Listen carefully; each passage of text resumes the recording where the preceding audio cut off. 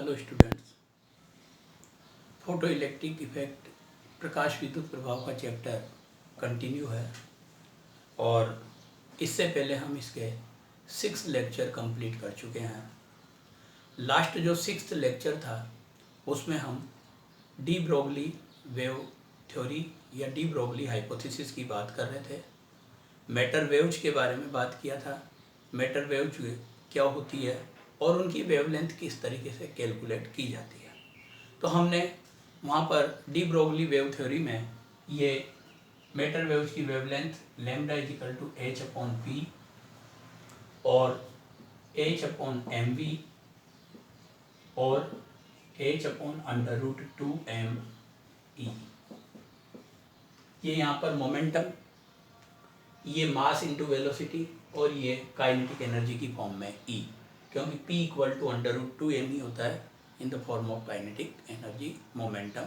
और kinetic energy का relation रेखीय संवेग और गतिज ऊर्जा का जो संबंध होता है, relation between kinetic energy and linear momentum is p equal to under root 2m।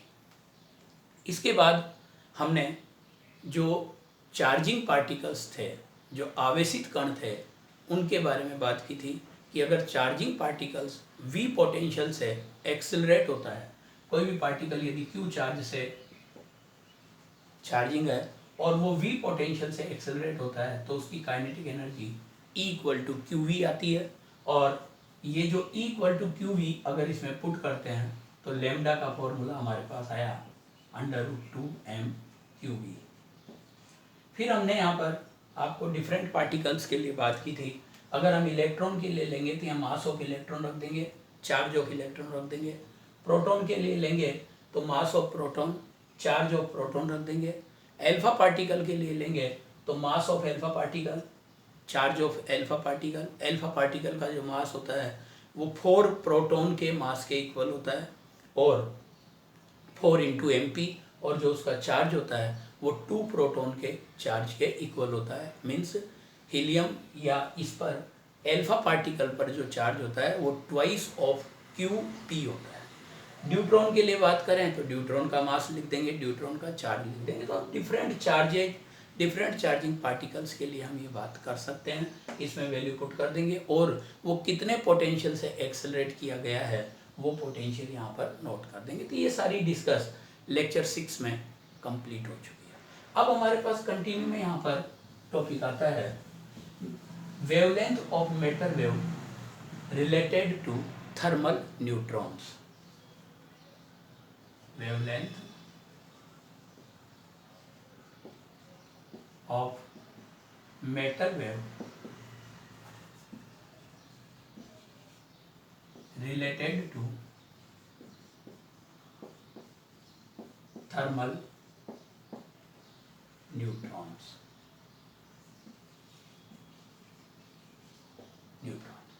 Actually क्या है कि न्यूट्रॉन न्यूट्रल पार्टिकल है।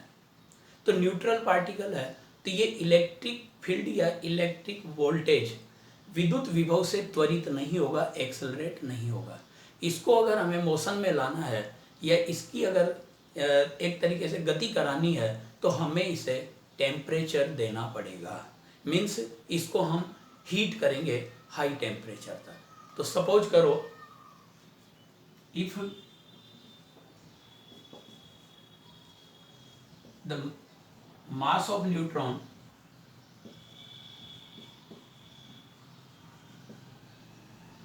is mn and it is heated up to temperature T Kelvin, then its kinetic energy E equal to kBT।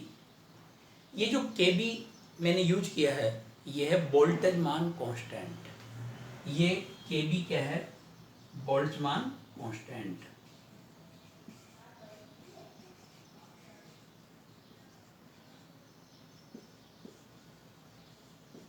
Boltzmann constant और इसकी जो value होती है ये होती है 1.38 इंटू 10⁻⁻23 और जूल पर केल्विन।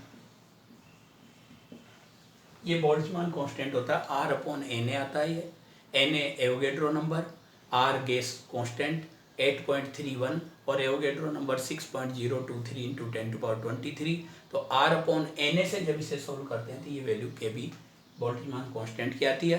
तो ये हमारे पास यहाँ पर kinetic energy of thermal neutron आ जाएगी।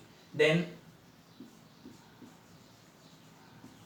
From lambda is equal to h/√2me, already आपको जो मालूम है formula, lambda neutron equal to h/√2m neutron into kBT। मतलब कि आपके पास यहाँ पर ये न्यूट्रॉन से वेवलेंथ, जो न्यूट्रॉन की जो वेवलेंथ है, ये matter wave related to neutron है, वो h/√2mn kBT, ये आपके पास न्यूट्रॉन की वेवलेंथ आ जाती है बेटा। h/√2mn kBT मीन्स आपको टेम्परेचर दिया जाएगा, जैसे फॉर एग्जांपल आपको दे दिया जाए कि find out the wavelength related to neutron which is accelerate या which is heated by 100 Kelvin temperature, 400 Kelvin temperature, any one।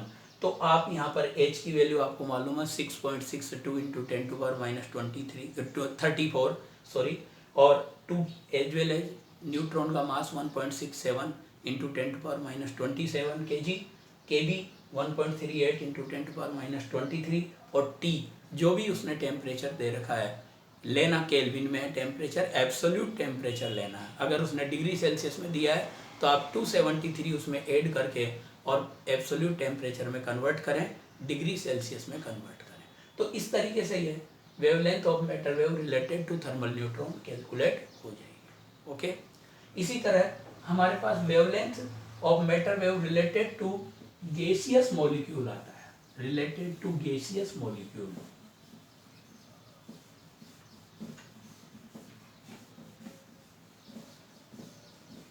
Gaseous molecule से रिलेटेड या गैसीय अणु, गैसियस मॉलिक्यूल। तो किसी भी गैसीय अणु से संबद्ध रखने वाली द्रव्य तरंग की तरंग दैर्ध्य हमें निकालनी है। तो अब यहाँ पर क्या है कि गैसियस मॉलिक्यूल्स के लिए आपको यदि मालूम हो तो जो एनर्जी रिलेशन हमारे पास आया था थर्मल वाले चैप्टर में, उसमें था कि किसी भी गैसीय मॉलिक्यूल की, किसी भी गैसीय अणु की जो कुल गतिज ऊर्जा होती है वो 3/2 kBT होती है। 3/2 kBT kinetic energy of gaseous molecule, गैसीय अणु की गतिज ऊर्जा E = 3/2 kBT। यह हमारे पास 11th में था थर्मल वाले चैप्टर में। तो E = 3/2 kBT। Now from lambda = h/√2me, lambda of molecule, gaseous molecule जो आ जाएगी h/2m इंटू 3/2 kBT। 2 से 2 कैंसिल, तो कैलकुलेट करने पर लैम्डा = h/√3m kBT। ये आपके पास wavelength of gaseous molecule, matter wave related to gaseous molecule, मतलब गैसीय अणु के साथ संबद्ध रखने वाली द्रव्य तरंग की तरंग दैर्ध्य का सूत्र है। इसमें आप मास ऑफ मॉलिक्यूल लिखोगे, जैसे हाइड्रोजन का मॉलिक्यूल आ जाए तो हाइड्रोजन के मास लिख देंगे 2.16, 1.08 का डबल करेंगे और केवीटी ये जो कांस्टेंट है 1.38 इंटू 10⁻⁻23 टी एब्सोल्यूट टेम्परेचर लिखे। तो इस तरीके से आप यहाँ पर कैलकुलेट कर सकते हो किसी भी गैसियस मॉलिक्यूल के लिए, किसी भी गैसियस एटम्स के लिए। तो ये टोटल हमारे पास एक टॉपिक था डी ब्रोगली वेवलेंथ का या मैटर वेव्स की वेवलेंथ का, ये कंप्लीट हो चुका है। जैसे एक क्वेश्चन हमारे पास पुटअप होता है, what is the wavelength of matter wave related to neutron at 300 kelvin temperature. एक क्वेश्चन है कि 300 केल्विन ताप पर किसी न्यूट्रॉन की तरंग दैर्ध्य कितनी होगी। What is wavelength of matter wave related to neutron at 300 kelvin temperature. तो इसका बेटा सॉल्यूशन अगर हम करें तो अभी अभी मैंने आपको बताया था lambda equal to h upon under root 2 m k b t mass of neutron.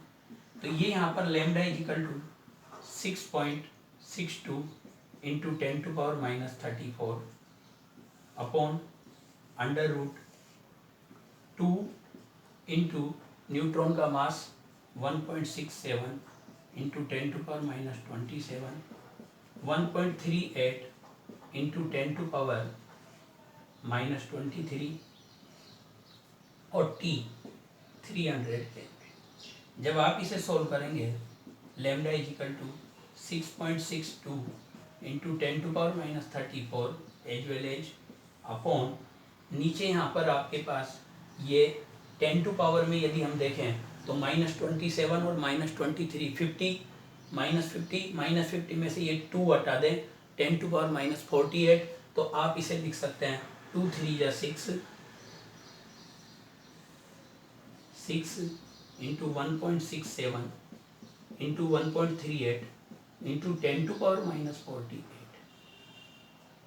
अब यहाँ पर ये इसको मल्टीप्लाई करके इसको सॉल्व करेंगे 10⁻⁻24 बाहर आएगा 6.62 इंटू 10⁻⁻34 अपॉन ये मल्टीप्लाई होगा जैसे 6 7 या 42 4 0 और 4 6 1 या 6 10.02 इंटू 1.38 और ये जो पावर है ये ओनली क्या रह जाएगी 10⁻⁻24 अंडर रूट से बाहर निकल कर।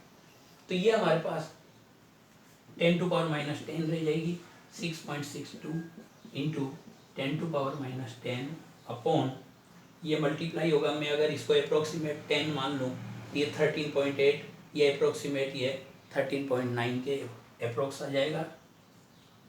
ये 13.9 अप्रोक्स मल्टीप्लाई करने पर इसको तो ये 13.9 का जब हम रूट निकालेंगे तो जैसे 4 का रूट 16 का रूट 4 आता है और 3 का रूट 9 का रूट 3 आता है तो ये 3 और 4 के बीच में होगा और ये अप्रोक्सीमेट 3.5 या 3.7 या कुछ भी आ जाएगा। जब हम इसको सोल्व करेंगे तो अप्रोक्सीमेट 1.5 एंगस्ट्रम इस तरीके से इसका आंसर होगा। आप और आगे इसे सोल्व कर लीजिएगा बट ये अप्रोक्सीमेट 1.5 एंगस्ट्रॉम के इक्वल आपके पास आ जाएगा। एंगस्ट्रम मतलब 10⁻⁻10 मीटर।